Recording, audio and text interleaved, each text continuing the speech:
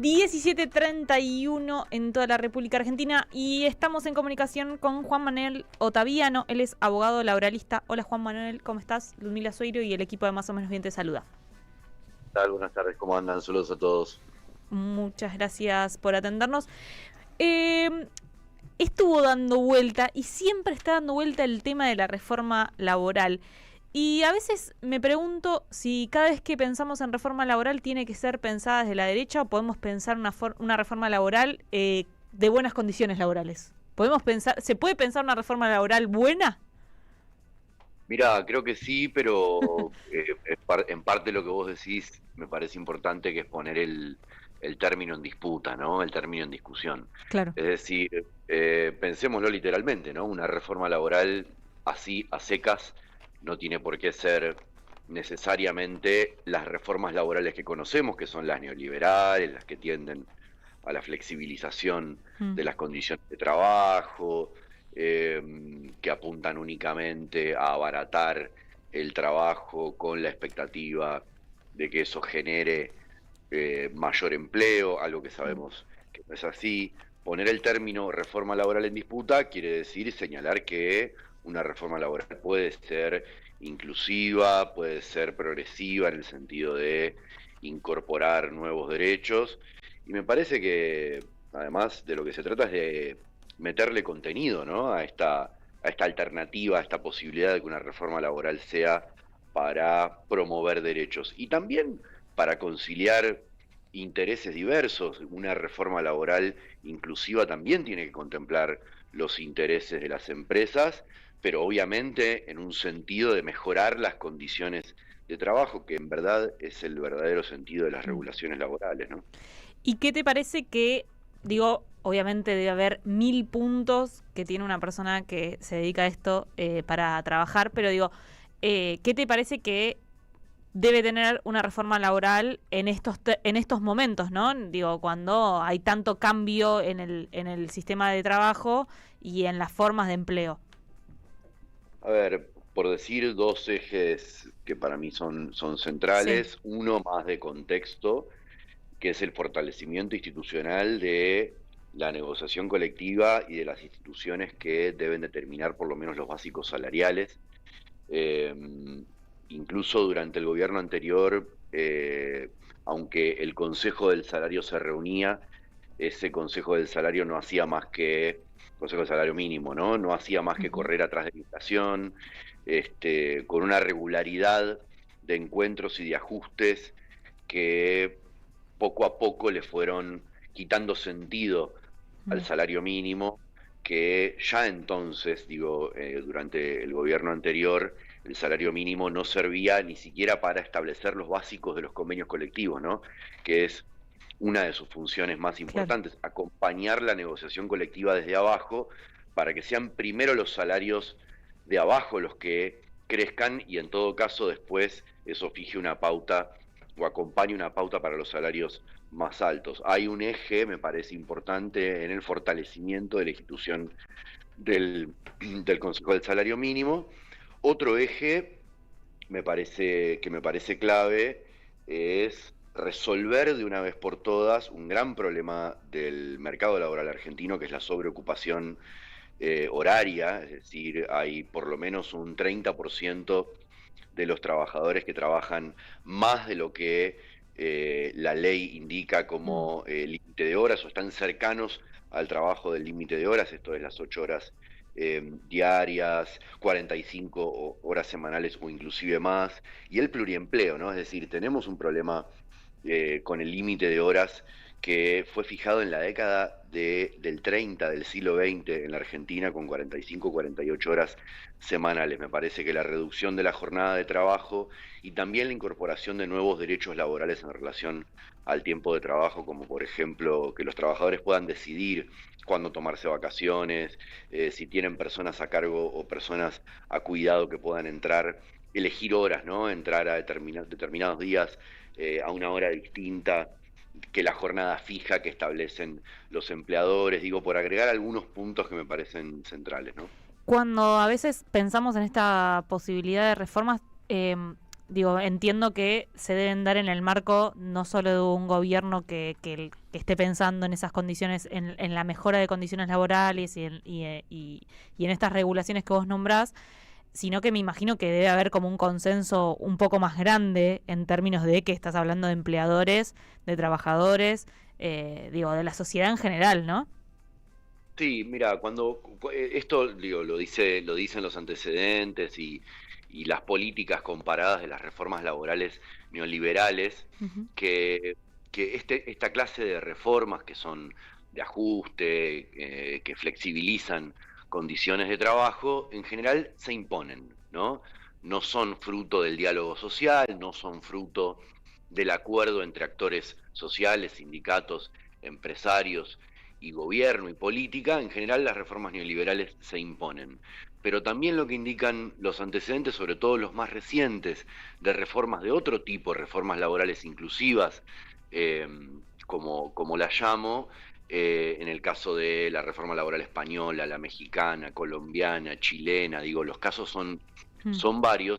Esas son reformas laborales que necesitan del diálogo social para poder sancionarse y para poder implementarse, que necesitan de un acuerdo entre sindicatos y empresas con la coordinación, vamos a decir, de la política o de los partidos de gobierno, porque para poder promover derechos y para poder ampliar derechos y también fortalecer o cambiar instituciones, incorporar nuevos derechos, necesariamente se necesitan acuerdos, porque esas reformas no pueden ser impuestas, ¿no? Son reformas de abajo, son reformas que solo pueden surgir de consensos o pactos sociales y políticos Claro. muy fuertes, ¿no? Porque si no, ¿de dónde se obtiene el poder social y el poder, vamos a decir, popular para poder sostener reformas progresistas, ¿no? Juan, ¿cómo estás? Te saluda Rodrigo Lugones.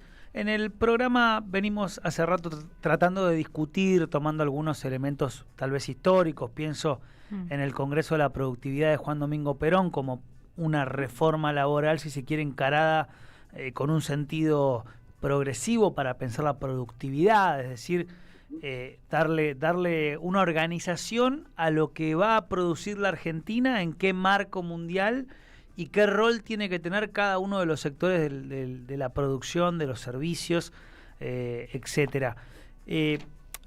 ¿Por qué digo esto? Porque muchas veces parece que el peronismo, la Fuerza Nacional Popular, están muy ancladas en la lógica de tenemos que distribuir, ¿no? Ujú.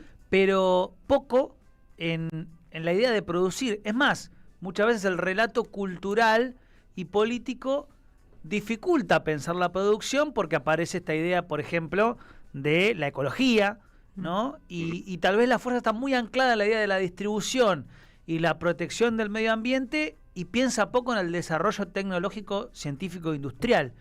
¿Cómo Sí. pensás este problema ahí medio complejo? A ver, buena pregunta, Rodrigo. ¿Cómo estás? Mira, primero que un comentario político, ¿no? Que es que hay una máxima peronista, ¿no? Que precisamente pone el eje en la cuestión de la productividad para tratar de encontrar una manera de empalmar la productividad o el desarrollo de la producción o vamos a decir, el compromiso de los trabajadores con la producción nacional y con la distribución, ¿no? No se trata solamente de distribuir renta, de distribuir ganancia, de distribuir los frutos de la producción, sino también un compromiso de cada trabajador o del conjunto de los trabajadores con la producción nacional. Sin embargo, en los últimos años, y creo consecuencia de precisamente varias reformas neoliberales laborales que ponían el eje en ajustar los salarios por productividad, es que con el tiempo la productividad se convirtió en una mala palabra para el movimiento obrero, en el peronismo, inclusive en el debate de ideas, ¿no? de estas reformas laborales posibles. Ahora, pienso que esta es una agenda que tiene que ser retomada, no solo para poder conformar acuerdos con los sectores en los cuales existe la necesidad de incrementar la productividad, sino también porque a partir de esa premisa de incrementar la productividad, no a través de la intensificación de la mano de obra, del trabajo o del empeoramiento de las condiciones laborales, sino de una mejor organización del trabajo, de la incorporación de tecnología y obviamente de políticas industriales o de producción activas, es que también se puede producir, si no, digámoslo en serio, no hay nada que producir si la productividad, no hay nada que distribuir si la productividad no aumenta. A esto me refiero también con conciliación de intereses y de políticas en donde productividad y distribución son las dos caras de una misma moneda y dos caras obviamente en favor de la producción nacional. Y hoy estamos en un debate muy fuerte en la Argentina y en el mundo sobre las consecuencias de la incorporación de tecnología digital, de inteligencia artificial, etcétera. Bueno, tenemos que poder sentar las bases también de cuál va a ser la estrategia argentina para poder implementar o incorporar bien, y cuando digo bien, para incrementar la productividad, inteligencia artificial, por ejemplo. Es ahí que vamos a correr la discusión de la sustitución del empleo para poner en el centro la discusión de cómo vamos a distribuir los frutos de posibles incrementos de la productividad. Ahora, nada de eso es posible sin una estrategia de desarrollo adecuada, ¿no? Juan, retomo, te saluda Enrique de la Calle y retomo desde ahí. Uno diría, reforma laboral sí, hay que discutirla, el peronismo se tiene que hacer cargo y tiene que discutirla. La pregunta es por el cuándo. Claro, si en un contexto de un gobierno tan anti-empleo, tan anti-trabajadores, tan anti-sindicatos, ¿es un buen momento para discutirlo? ¿O hay una cuestión medio táctica de decir, hoy hay que defenderse, que hay que resistir, pero sí, ante un gobierno alternativo más cercano, hay que abrirse a la discusión? ¿Qué pensás de eso, del cuándo? Primero me parece una pregunta pertinente, ¿no? Y un debate pertinente, ¿no? Sobre la oportunidad para plantear agendas renovadoras de reforma, novedosas y necesarias, ¿no? No me parece, la oportunidad no me parece una discusión banal.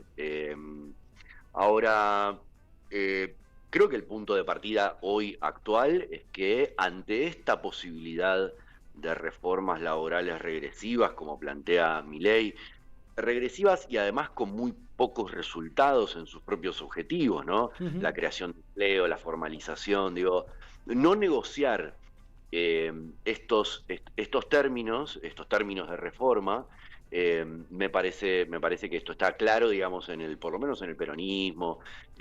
Ahora, plantear una alternativa y una opción distinta a estas reformas libertarias, vamos a decir, la verdad que es agregarle un adjetivo que quizás es demasiado, ¿no? Son reformas laborales tradicionales, digamos, ¿no? Las neoliberales, como las que están planteadas hoy.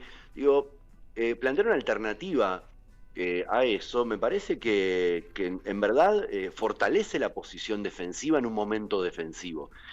Plantear una alternativa ante la reforma laboral de Milei fortalece la posición defensiva, porque también es cierto que hay problemas en el mundo del trabajo en la Argentina y de lo que se trata es de ofrecer soluciones distintas a las malas.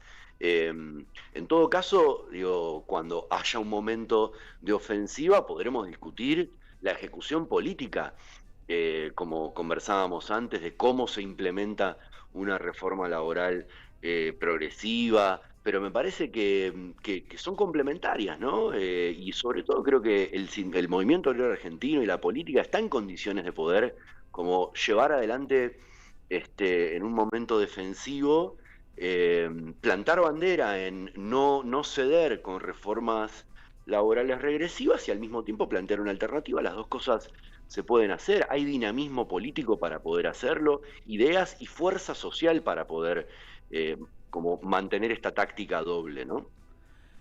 Juan, la última, por lo menos de mi parte, hay un debate que aparece sistemáticamente cuando se piensa la IA, cuando se piensa la robotización, la uberización, conceptos para los que no están familiarizados con el mundo del trabajo, que están muy presentes en la discusión del sindicalismo, de los papers de las universidades que estudian estos temas, que básicamente todo el tiempo piensan a la máquina como una enemiga.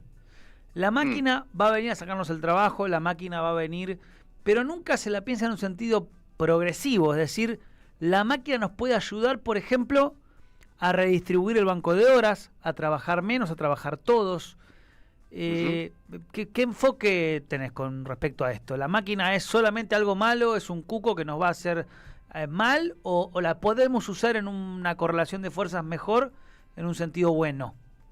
Bien, me parece que el planteo hegemónico, ¿no? O más común de la incorporación de tecnología en general al trabajo, el planteo más ordinario, vamos a decir, es es el del fin del trabajo, ¿no? Es la máquina como una amenaza contra el trabajo humano.